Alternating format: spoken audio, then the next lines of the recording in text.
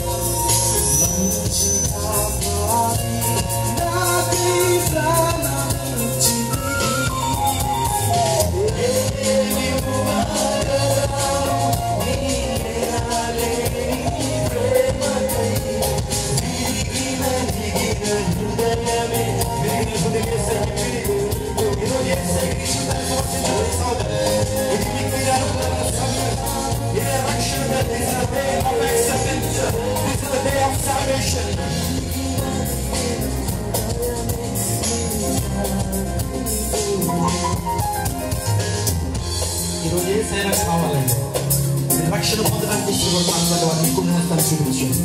మీకోసం ప్రార్థన చేస్తాను. ఈరోజు నాకు ఏ సైన్యం కావాలండి? నీకోసం భయపడి లేదు. ఈరోజు నీ జీవితంలో రక్షణ ఇవ్వడానికి ఇష్టపడుతున్నాను. ఇదే మీకు అనుకూలమైన ప్రియవస్తుడా, ఈ సమయాన్ని దాటిపోవద్దు. ఈరోజు ఈ సమయాన్ని సద్వినియోగపరచుకో. ఇంకెవరైనా సరే ఏ సైన్యం నా సొంత రక్షణ అంగీకరిస్తానండి. ఏ సైన్యం జీవితాన్ని సమర్పిస్తాను. I would like to dedicate my life to Jesus. I want to accept Jesus Christ as my personal Savior. నా రక్షకుడు, నా రాజుగా నేను అంగీకరించాలని ఆశపడుతున్నాను. ఇంకెవరైనా సరే ఆ వేరకాలైనటువంటి వారు కూడా మీ కూడా తను చూపించండి. మీకోసం ప్రార్థన చేస్తాను. ఏ సైనికులు అలా కుడి చేతులు చూపించిన వారు లేచిన బట్టి మీకోసం ఖచ్చితంగా ప్రార్థన చేస్తాను. ఈరోజు ఏ సైతం తాకి మీరు అనిపించబోతున్నారు, రక్షణ పొందుకోబోతున్నారు.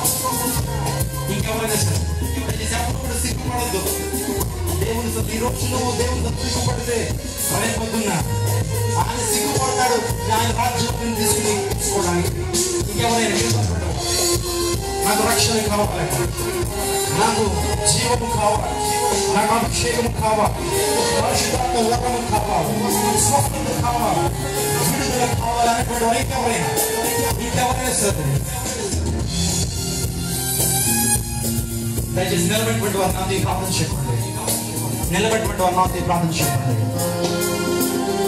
యేసయ్యా, నీ సేవకుడు ద్వారా నాతో మాట్లాడినందుకు నీకు వందనాలయ్యా.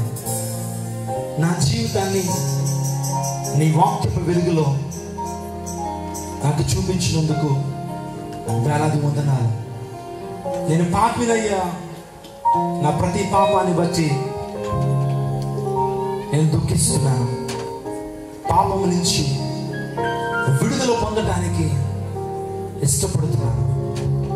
నీ పరిశుద్ధమైన రక్తముతో నా ప్రతి పాపాన్ని కడగండి.